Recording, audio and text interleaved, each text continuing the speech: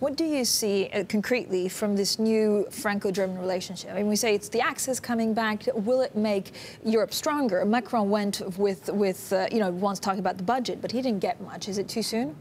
I think it's way too soon. I mean, this is an old tradition that German or French leaders, after being elected on the first day, sort of visit their counterpart in the respective other capital. But I think what is really important here is that there seems to be a platform, there seems to be more that unites the two leaders than before. And I think what Berlin is hoping for, particularly, and that's at least my interpretation, is that France is starting to catch up.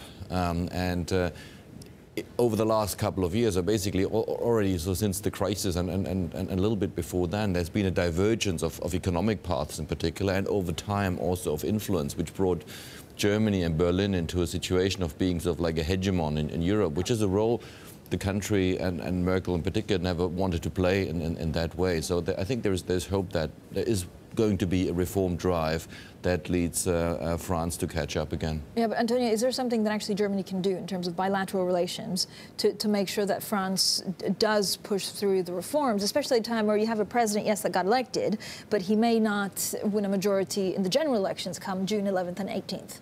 Well, I don't think there is much that Germany can do. I think, as long as they don't put a lot of pressure on Macron to deliver very fast, right? But I definitely believe, and I agree with Moritz, I think, I think Angela Merkel needs to see some reform coming from Macron and from France first before committing to any further European integration. But I do think at the same time that Macron has managed to do something very important, which is putting a number of issues back on the agenda.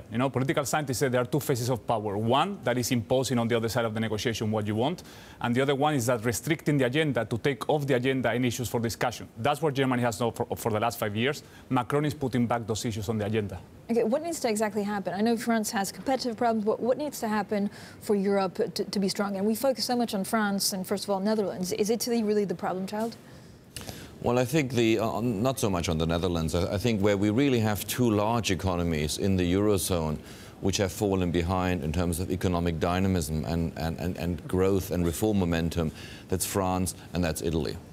And I think so there has been a sort of a variable geometry almost in the Eurozone, where you had the so-called core with like Germany and the Netherlands, yeah, and Austria, and then there's been sort of the periphery, and then there was France somewhere oscillating between the two poles, right, in people's minds. So I think what Berlin hopes is that there will be sort of a clear reconnection, and that there will be a stronger core, including France. Well, maybe there's some hope, and maybe there'll be some audacity as well from the new president of the Republic of France.